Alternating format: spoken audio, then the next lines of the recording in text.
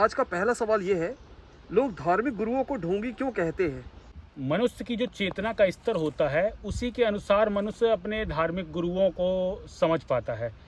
यदि ये नहीं कहा जा सकता कि सभी प्रकार के जो धर्म के मार्ग पे सभी प्रकार के जो मनुष्य चलते हैं वह पूर्ण तरीके से ज्ञानी ही होते हैं, लेकिन हाँ, उसमें से बहुत सारे ऐसे होते हैं जो जिनको बहुत सारा ज्ञान होता है, लेकिन सामान्य मनुष्य उनके ज्ञान को पहचान नहीं सकते।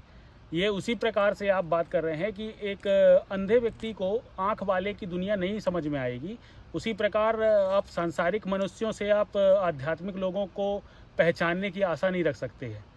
इसीलिए ज़्यादातर लोगों को आपने इस तरीके का कहते सुना होगा कि आध्यात्मिक मार्ग पे जो बाबा होते हैं वह ढोंगी होते हैं, क्योंकि उनके कई प्रकार के मार्ग हैं। अध्यात्म क्या होता है, जो पूरा अध्यात्म है उसका केवल और केवल एकमात्र उद्देश्य है कि आपके दुखों से मुक्ति।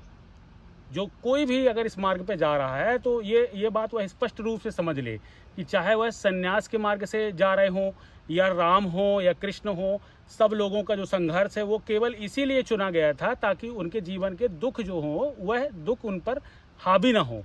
इसीलिए ऐसा जीवन के ऐसे चुनाव किए जाते हैं जिससे आध्यात्मिक मार्ग का साथ में होना अनिवार्य होता है। सांसारिक लोग जो होते हैं, सामान्य मनुष्य जो होते हैं, वह बाबाओं को समझने में गलती कर देते हैं। अब उन्हें आप पूरी तरह से बाबा भी ना कहें, क्योंकि पहले जो प्राचीन काल में उनके अलग अलग तरीके के नाम होते थे, जैसे ऋषि मुनि या ज्ञानी। एक तरह से ये उपाधियां होती थी, ठीक है।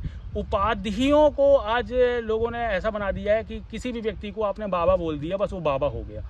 ऐसा नहीं होता है। उनके पीछे जो उनके त्याग होते हैं, तप होते हैं ना, उनके तप के अनुसार उनको जो उपाधियां दी जाती थी वही उपाधियां उनके साथ जुड़ करके उनकी पहचान बनती थी। क्योंकि वैसे तो सारी पहचानों से मुक्त हो चुके हैं ना, तो फिर उनको आप किसी भी पहचान से आप कैसे जोड़ सकते हैं?